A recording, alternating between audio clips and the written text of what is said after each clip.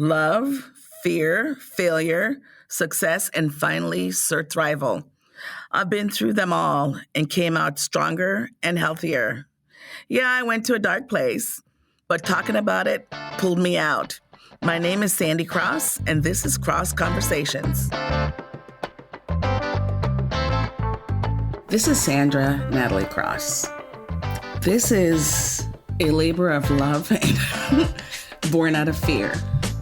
A life of actual great blessings through a lot of darkness, a lot of sadness, a lot of pain.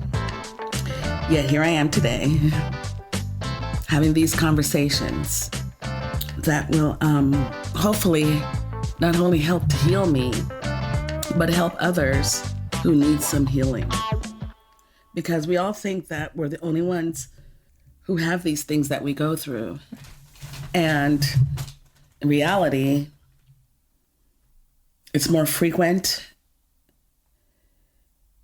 than the happy things in life.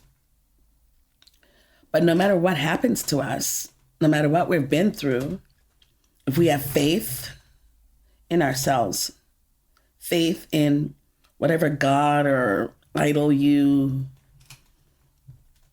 believe in, there's nothing you can't conquer. There's nothing you can't get through. There's nothing that's worth taking your life, that's worth living a life less than, or living a life feeling not worthy.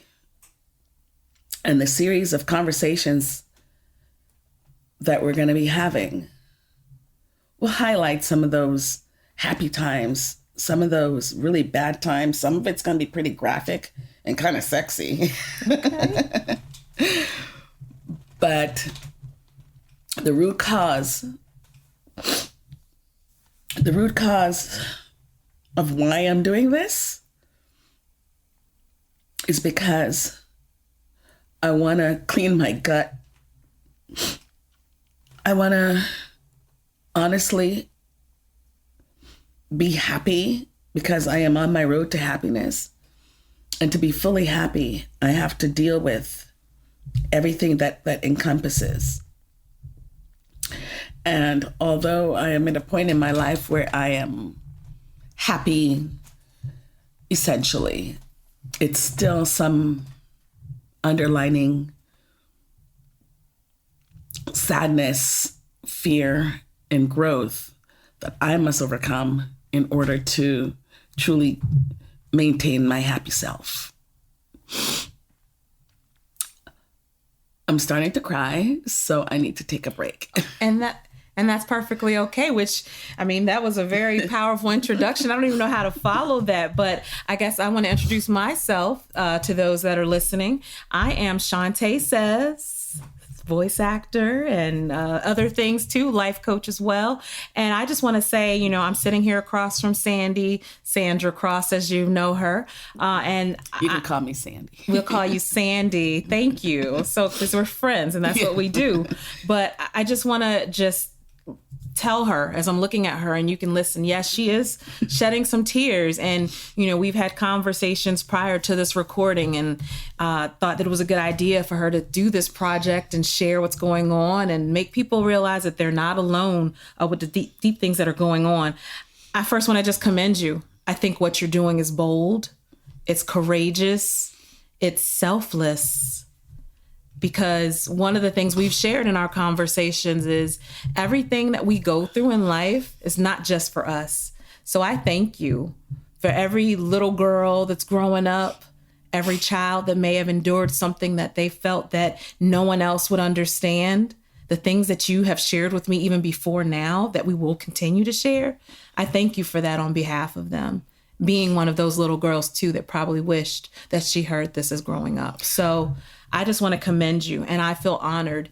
And we already know, this is by design. God puts together things. He doesn't make any mistake. And it's amazing how we got put together to do this. So, I don't want to take too much away from this, but, Sandy, I know you as this larger than life person, and definitely an example of I don't look like what I've been through. And so again, I'm honored that I get to take this journey with you towards your healing and actually helping others heal as well. So with that, I mean, it's funny what you just said. It just really hit home. And we may actually turn that into an episode as well. Okay. All right. You don't look like what you've been through. Right. I've actually had counselors and people who are in a position of supposed to help say that to me. I've said it to counselors or others who are in a position of trying to help and counsel and guide me, right, that things like this doesn't happen to people like me. Right. And it's, the shit happens to everybody. It does. It does. And we just forget that, and we go on with our life. And I've learned to compartmentalize a lot of this. And as I compartmentalize, it gets buried and buried and buried. And then as you get older, things just start coming out of you. Right, exactly. You can't even explain why. Why am I mad? Exactly. Right. Why does this make me pissed? And it forces you, at least I was forced to start decompartmentalizing. Uh-huh. And as I started doing that, and it's taken a lot of years to start doing that.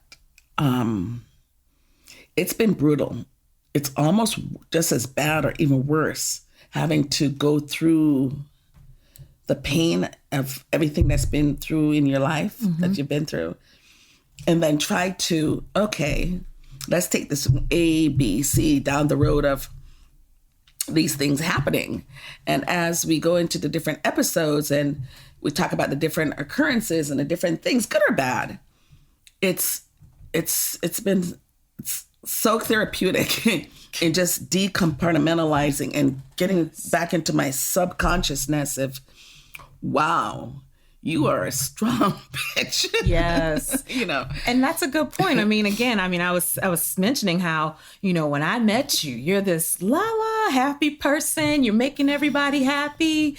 And then as I got to know you and peel back those layers, I was just amazed to hear all the things you've been through. And with that, what are some things you think you're going to be willing to share with people? Like, what are some examples? What are we looking forward to in these conversations? The onset is going to be my 7th birthday party. I remember that green and white chiffon dress and how cute I was. And being that I was born in Jamaica and raised in California, I'm a little Jamacali, as I call myself. I got to look that up. Jamacali. Okay. Jamaica born, California raised. Jamaica born, California. Thank you. Thank you very much. Okay. It's just a matter of, the birthday and the experience and what was in my head, or as I decompartmentalize, as I said, the onset, the beginning of my, I hate to say it, but depression at 7, That's amazing. And I didn't even think you could be depressed. Who the hell is depressed at 7? Well, I want to commend you for remember what you wore at 7 years old. I can't even remember what I wore yesterday. So, oh my, yeah, I used to trip people out with that because I told my mom once, I'm like, why was I getting my ears pierced in a blue room? And she's like, you can't remember that. I'm like, yes, I do. She's like, you were 9 months old. You can't remember that. Oh my God. I'm like, yes, I do. And that is, I really believe, part what makes me who I am today, because I forget nothing. Nothing. Ooh. I could tell you what we did on one of our girls' trips and had the schedule of it and everything else. Okay. I forget nothing. And when I do, I honestly think it's purposeful or just storage. Let me store it for later. Okay. And I've become so accustomed to storing for later that I don't deal with it in today. Okay. And so that's my defense mechanism. Okay. And if I could say anything to anybody out there, when you start creating your defense mechanisms, it manifests itself in so many different ways. Yes. Some people use drugs. Some people use alcohol. And I know a few women who use food. Yes. But not only that, but sex. Oh, yes. And so we honestly have the ability to guide our faith, to guide ourselves. I know that, there's an almighty. Yes. But he's put it in us to give us the strength that we need to really live our life. And if you're just existing, you're not living. And people, we exist. Mm-hmm. We exist. We do this and we do that and we go here and we go there and we go to school or we don't go to school. We just exist. And just existing isn't fair to you. If you have children, it isn't fair to your children. If you have a spouse, it isn't fair to your spouse. But I really believe in the power of sharing. Sometimes I've been burned because I shared things with certain people. And even through being burnt, I've learned that, at least you got it off your chest. Mm-hmm. At least this person's no longer in your life because they weren't genuine. I feel so much better, And so when we talk about, as you said, as women, like we manifest in so many different ways. Yes. I've yo-yoed with my weight. I was always a jock. I was always like a muscle packing mama. Okay. Always looked good, always fit, and always had the hourglass body, as I was referred to. Okay. I was that girl that got up early and going to college to take an exercise class before I started school. My classes. Exercise. Yeah, that was I paid for that. Okay. At least my parents did. Keep it real. But, it's about just sharing.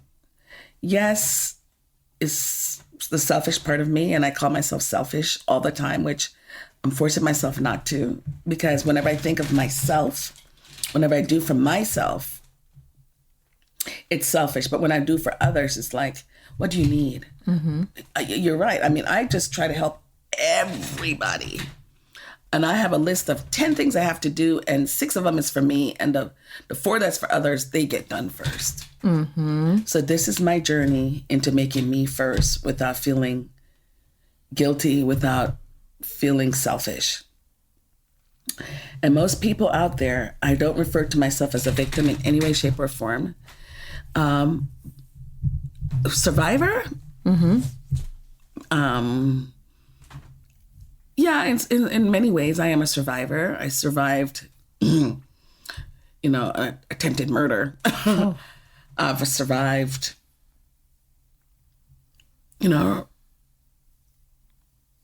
rape.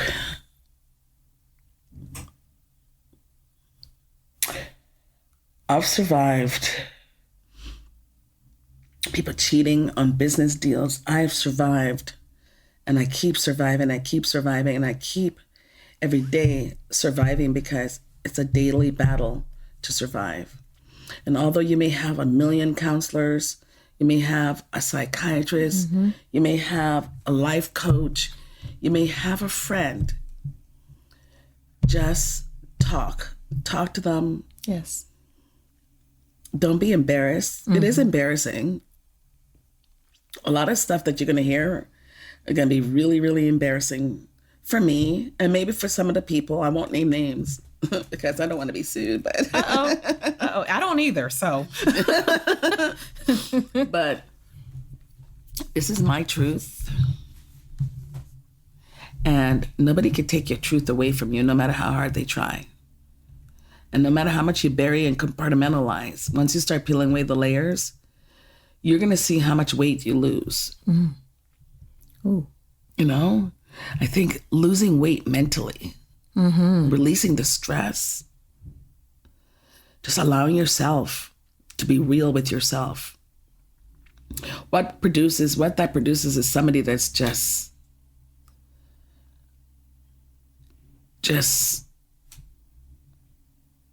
authentic. Mm. someone that's real, someone that honestly knows how to be kind to others and love others, but also realize that you come first no matter what. Mm-hmm. So why am I doing this? It's to help that 70-year-old girl or that 5-year-old girl. You know, babies, adults, men, women. It's just not about women, but it's about human beings. Like, help them know that they're not alone, and that you can survive anything, no matter what people do to you. If you make it out alive, appreciate the blessing of life, and just live the best life possible. That song that came out, I guess it's Snoop Dogg and I forgot who it is. I'm living the best life. Oh, Uncle, oh gosh, how can I? Charlie Wilson. I'm living my best life. Okay. I've been singing that song and singing that song and singing that song, and I actually saw Snoop. Okay. Yeah, we saw him. Oh, yes, we did. We did see Uncle Snoop. Yeah. But yeah, I am about making things not necessarily easier, because, you know, we nothing's going to be easy, but just making it easier for you to decompartmentalize and not feel shame about it, not feel guilt. Even doing this, honestly, I'm not fearful. I shouldn't say fearful, but I am nervous that, you know, people may talk about me, or they're going to learn about all these things, and are they going to judge me? And, you know, even if it's just one person that I know that hears this, you know, is it going to spread through my friends and my clients and so forth? And so, yeah, there's a level of nervousness, but honestly, I'm in a place in my life right now where I don't. Can I say the F word? You've already said a few words. I mean, hey, it's your show. We're having a conversation. I mean, this is a real conversation. You got the trash man coming in and everything. I wanted to yell out the window, but I'm not. See, I'm like, shut up. But it's okay. We're talking. Yeah, you can say that. You know, I just honestly don't give a fuck anymore, because it's not anyone else's life but mine. Right. So, and they didn't have to live with the pain and guilt and fears and anything else. Right. So, yeah, I'm ready to do this. I'm ready to share my journey. And if it helps one person or a million people, that in itself is satisfaction for me. Because when you honestly care about human beings, without having to have anybody owe you anything or give you anything in return, just give of yourself and what you can to help. That's how we honestly should be living. But at the end of the day, I'm not going to preach or tell people what to do. I'm just going to share my experience in the hopes that it'll help lift another human being. It'll help give somebody the courage to speak up, or just go after your dreams, you know, because it's taken me forever to go after my dreams. My mom bugged me until the day she was dying about writing a book or writing a script or whatever. And I kept telling her, Mom, I don't know how this is going to end, so I don't have it. And then as I was coping with the grief of losing her, and it took a couple of years, and it's really and truly been within the last year and a half that I decided, yeah, the strength that I've got from losing her is the strength that I'm going to put into decompartmentalizing and writing my book, which now probably ends up being a podcast. Sounds like it. I was like, this sounds like book stuff to me. And really and truly just offer whatever hope I can and a little bit of laughter. Right. There's going to be a lot of laughter, actually, because I've had a really great life. No lie. I've had a really, really great life. And I've had people, even with that, the way I grew up, the lifestyle I live, they're like, what do you really have to be upset about or sad about? You have things. And that's what we do. We get things. Right. I've bought a lot of clothes, bought a lot of shoes, bought a lot of this, bought a lot of that. And then at the end of the day, because I wear a size 5.5 and I'm buying size 7 shoes.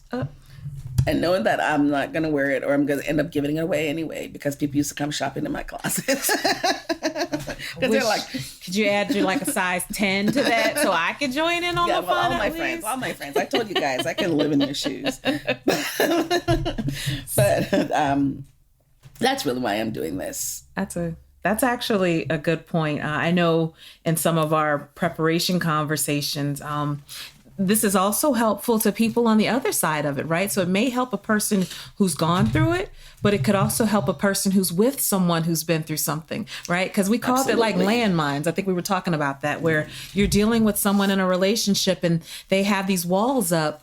I'm thinking these conversations could be eye-opening for that spouse or that boyfriend or that girlfriend or whomever to see, hey, maybe there's more to it. So I can see it being helpful to that. And again, you're helping others. You don't even realize the magnitude of how you're helping.